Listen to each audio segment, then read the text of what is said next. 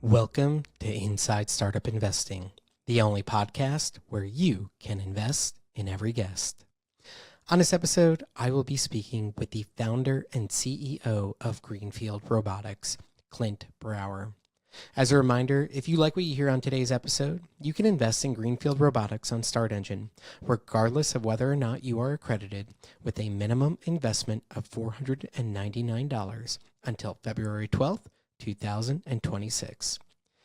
If you are at all a health-conscious individual, you have likely read stories or watched documentaries on how our industrialized food system is failing us with widespread chemical use that can harm our gut microbiomes and overall well-being when consumed over time. A lot has come to light in recent years on how chemicals used in farming practices of our core crops that you find in most of our foods can cause autoimmune, cancer, and debilitating diseases like Parkinson's. Now, many will argue that there is an evil angle to why big food producers do this, often tied to things like corporate greed. And while that may be true to an extent, there's a more simplistic reality too. For those who know about farming, tending to hundreds and thousands of acres and yielding a good crop that actually makes farmers a decent living is quite challenging. Far more challenging than I think many folks assume.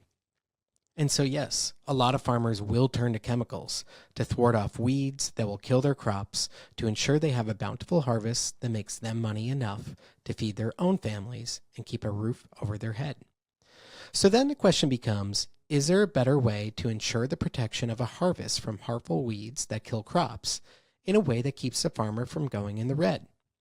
Enter Greenfield Robotics, a robotics company built from a decade plus of Clint testing his robots on his own farm crops until he built a solution that really works. An autonomous robotic system that can manage to go up and down farm fields, cutting down weeds and actually fertilizing the soil to improve harvest production without human intervention or chemicals. Needless to say, this technology is starting to sell itself, especially as a generation of older farmers hand their farms down to their kids, and as their kids look for tech-enabled solutions to better enable their business. Greenfield is building a greener, brighter future for farmers, our food production with less chemicals, and a business model that I think has promised to be quite lucrative. As for a future exit, there are many ways a company like this can go. But just looking to the multi-billion-dollar giants like John Deere that supply farmers with all sorts of equipment already, I see natural acquirers that would love to add this product to their suite of offerings. Only time will tell, but Clint is one of those founders I leave the call feeling energized by, not just as a potential investor, but as a human living in this world, looking to even brighter days ahead. So with that, let's get on to the show and welcome Clint. Clint, thanks so much for being here today. Yeah, thanks for having me. Well, look, I think you have a really cool company, and anyone who goes to your offering page, I think will get excited fairly quickly. But for those who don't know, what is Greenfield Robotics? Yeah, Greenfield Robotics, we're on a mission to get chemicals out of agriculture, and we have small robots that are running in fields across the United States already at this point. So that's what we do. What's the origin story of Greenfield Robotics? How did this come to be? Yeah, my dad actually got Parkinson's, and I believe it was from farm chemicals, and this was a long time ago now, 20 years ago. So I was living in LA and had a hand in a lot of startups and divisions of companies, and decided to move back since he had Parkinson's. Him and my mom are here, and eventually set up on this journey to get chemicals out of ag. After 10 years of trying to do it without tillage, eventually on my farm, I realized just we needed different tools. And so I thought about it for a couple of years, did some tests, and we started Greenfield about 7 years ago. The equipment that you've created, what does it look like? How does it work? It's a little more friendly than most farm equipment, so that was by design.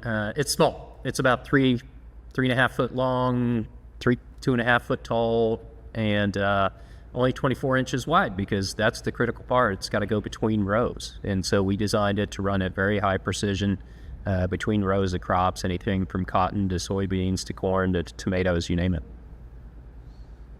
So you got this little device. It goes in between rows of crops, and it essentially is cutting down the weeds that are growing so that you don't have to use chemicals to kill those weeds, and instead this just continuously kind of trims them. Is that the right way to think about this? Yeah, so the robot does multiple things. One is it's got very low slung spinning blades on the front that you can adjust up or down, and it moves at about 3.5 miles an hour to cut whatever's in front of it. And it spins whatever it cuts out to the side, which sets at the base of the crop that's growing, which is a positive. It creates a mulch. So we either cut weeds, or in some cases with some farmers, we're actually just trimming cover crops between the rows so that no weeds come in.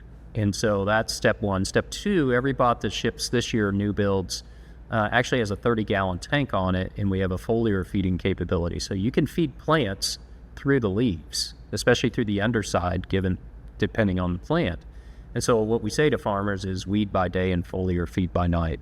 So those are the two main objectives this year in production on farms that are paying customers. We have a host of other things being developed, but Outside of this solution that you've developed, what do farmers do other than chemicals? Like, do they have people just walking up and down the rows trimming weeds? that's pretty rare. It happens, but it's pretty rare because some of these fields you're talking about, we have farms that the field is 600 acres, right? And so, so I think that what you have to look at is there's two types of farmings. We're going to put them in generalized buckets. One is organic and one is conventional. And conventional is mostly doing chemical spraying in the United States today. Glyphosate, all the things you've heard about, right? And so that bucket is the vast majority of the acres in the U.S.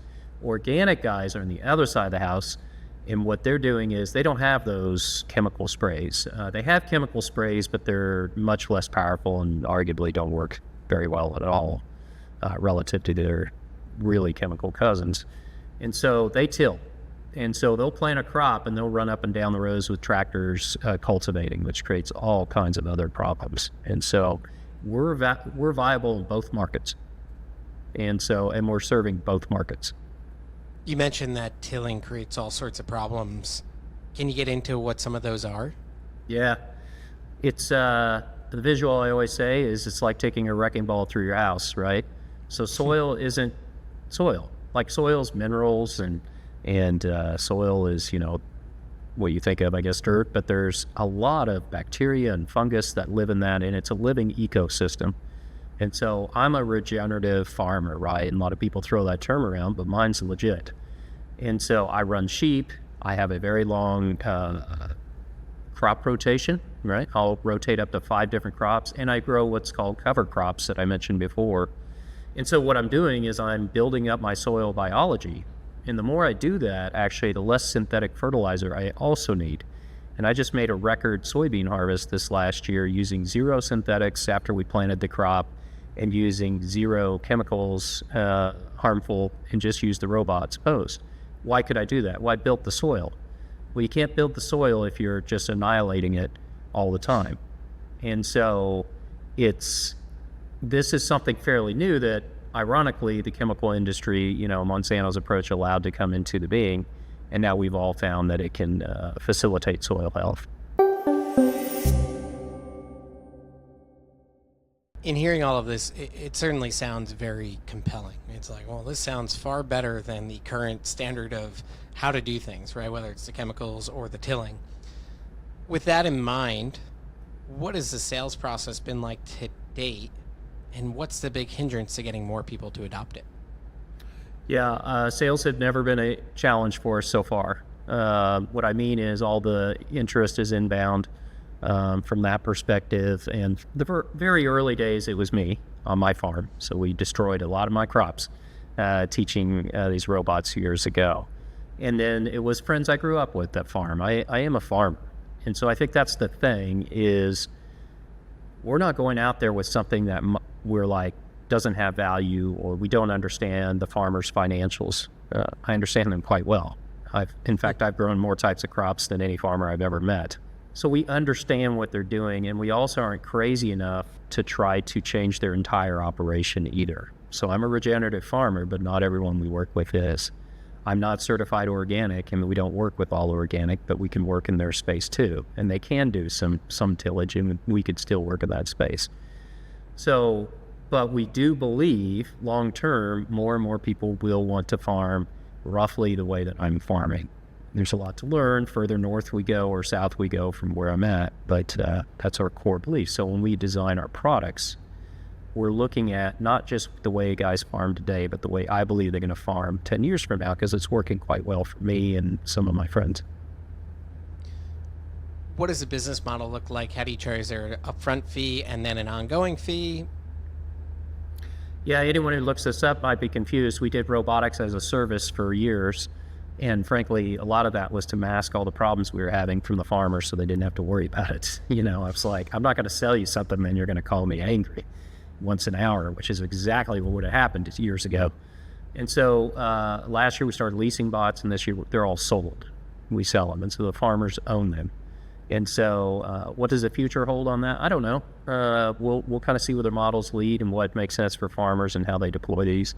Tax structures, frankly, have as much to do with that as anything for the farmer. And is there an ongoing fee as well with it, or is it just a one-time purchase? Honestly, we're working through a lot of that still with the farmers today. Yes, we have to have a little bit of an ongoing fee because the data moving back and forth between the Starlinks, Elon's not giving that away. He didn't become a billionaire giving things away. So yeah, there's some ongoing fees, software fees, stuff like that. What we're going to do in the future on that, I couldn't tell you exactly. We're working through all that and figuring it out as we go, because the platform is advancing and changing very quickly too. And so so you don't want to make a hard decision and then 2 years from now it's completely obsolete. How many machines are in market today, and what do you see by, let's call it 12 and 24 months out?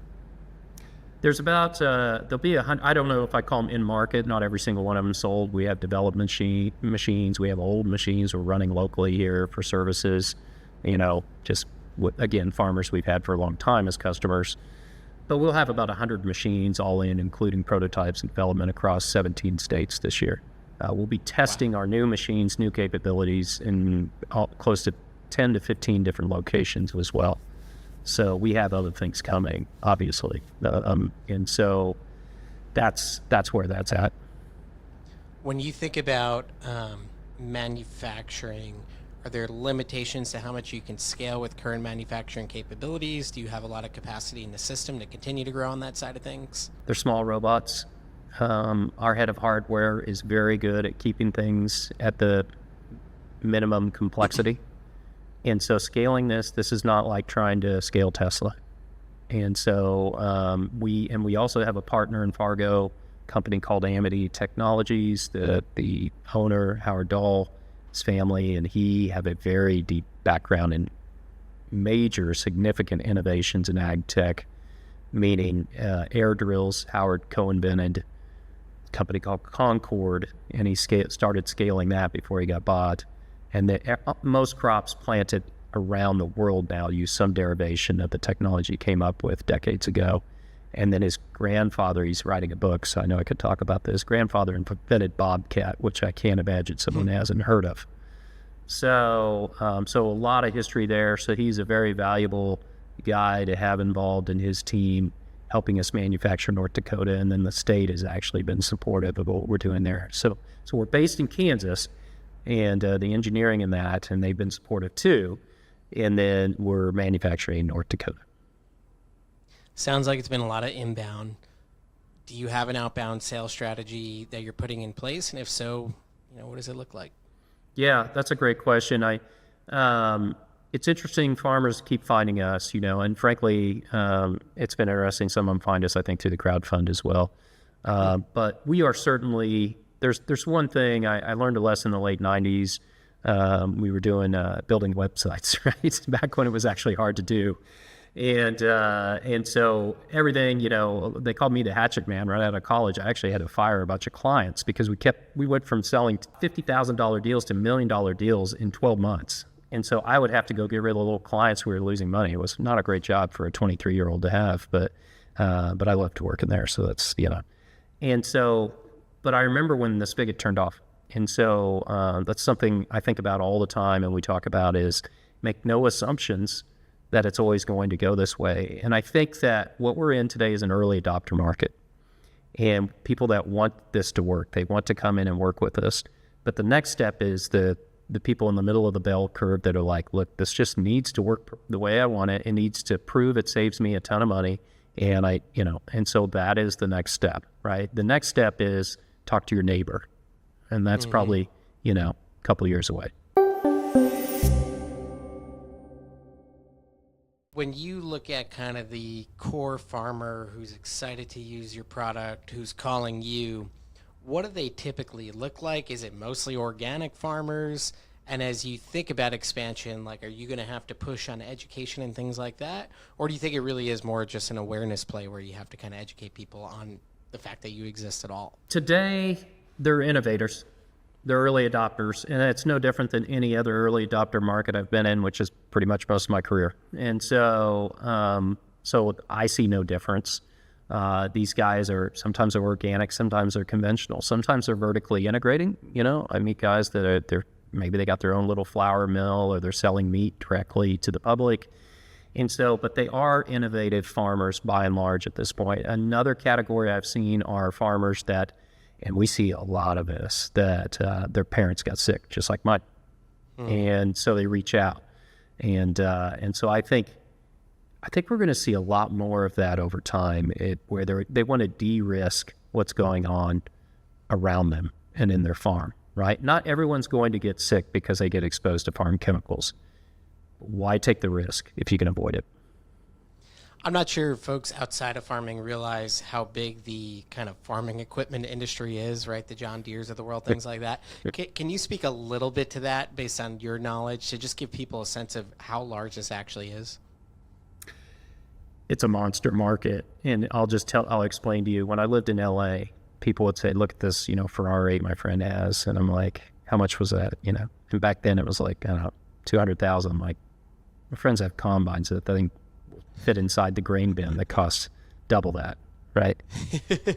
And so farm equipment is extremely sophisticated, and the leader in the farm equipment market in the U.S. is John Deere, and that's a very big company, and they're very good at what they do. And then their competitors, Case New Holland, CNH, they're called, and AGCO. Those are very big companies. You got companies out of Europe.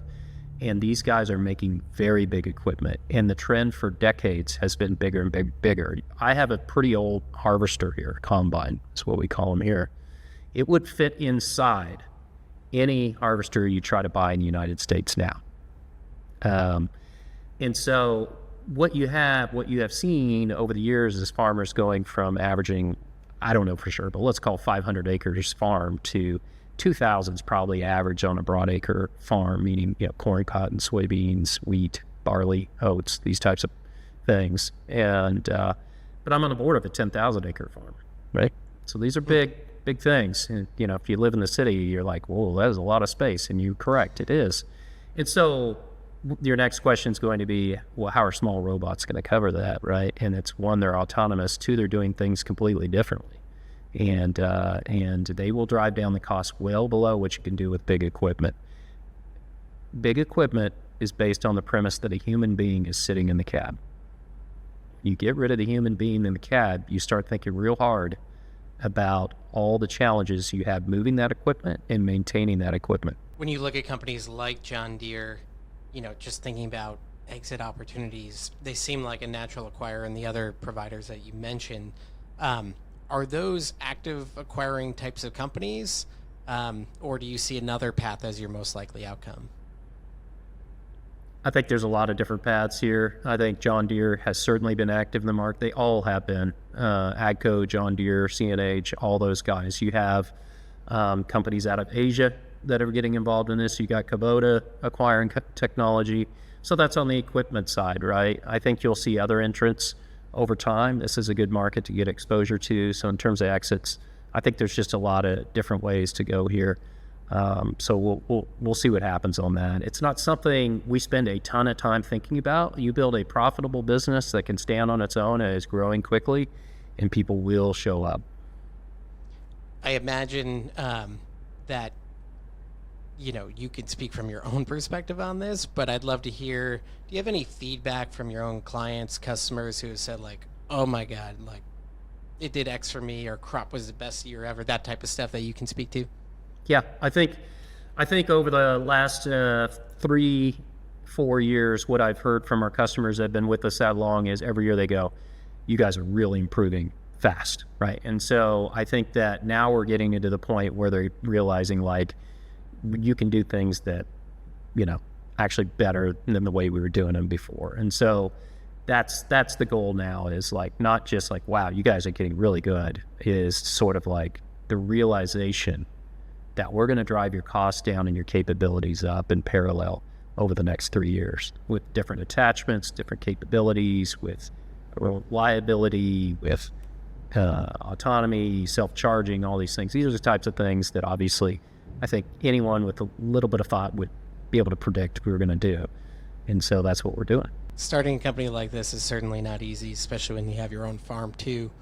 What have been some of the unforeseen challenges that you've run into as you've been building Greenfield Robotics? Oh, God.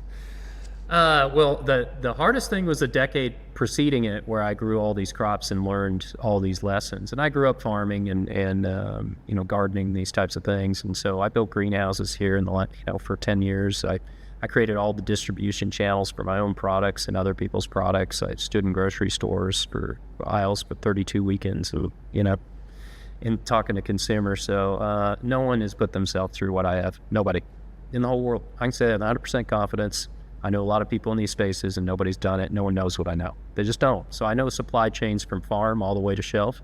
I know it in many categories. My point being that that eliminated a lot of surprises for us, right? And so then the only surprises you have are technology surprises. And so, but we've all built companies and exited companies on this team.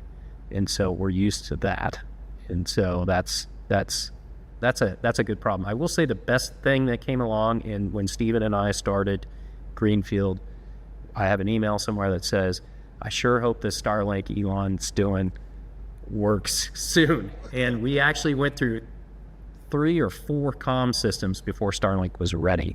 And it was okay, but it made it hard sometimes to know if it was your comm system or it was your robot. And so we were ready when that stuff came out, because it really has helped a lot. I know you talked a little bit about, kind of the inspiration to start the company, but to stick with it for many, many, many years on end and have this desire to take it to being a profitable, growing company comes with its own suite of challenges that would leave many saying, you know what, I'm good. But you stick with it. I'd love to understand, like, at the core of it, right? Like, what's the why? What's the thing that keeps you here day in and day out? A buddy of mine said to me in LA, when I would always have my day job and my consulting, I've always been driven very hard. And he said, if you ever just focus, no one could stop you. And so when I came back here to Kansas, I started thinking on that. And then I found like-minded guys, and the guys that run, we have a pretty young team beyond the top group here. But the top group, the older guys, we've all been through things. And the grit here is like nothing I've ever seen. And the mission helps you stay on track. And for me personally, I don't like watching people suffer, like my dad. Life's hard. It's pretty hard for most of us at the end, let's be honest. But he lost 15 years of good life, right? And my dad worked, like me, very hard, and he had earned the right to start really enjoying his life a little more leisure, and this destroyed it. And I just don't want to see that. And if you're someone, you have your hand shaking, and I see you, a complete stranger, I will walk up to you and talk to you about it. It happens. I'll give you the last word here. For those investors who are on the line, they're interested in what you're doing, they're not there yet. What do you want them to know? Everything we just said, but no, look, it's a great team, and we're driving as hard as we can. And, we're not a distracted team, right? Look, I grew up in the LA, Silicon Valley, New York.com scene. People were getting paid outrageous salaries, living crazy lives, and that was fun. And I did a little bit of that myself, to be blunt. And that's not this here. This is a drop-dead serious place. We're having a good time. We laugh a lot because things go wrong and you have to. But this team, this is a different type of tech company than exists really anywhere else.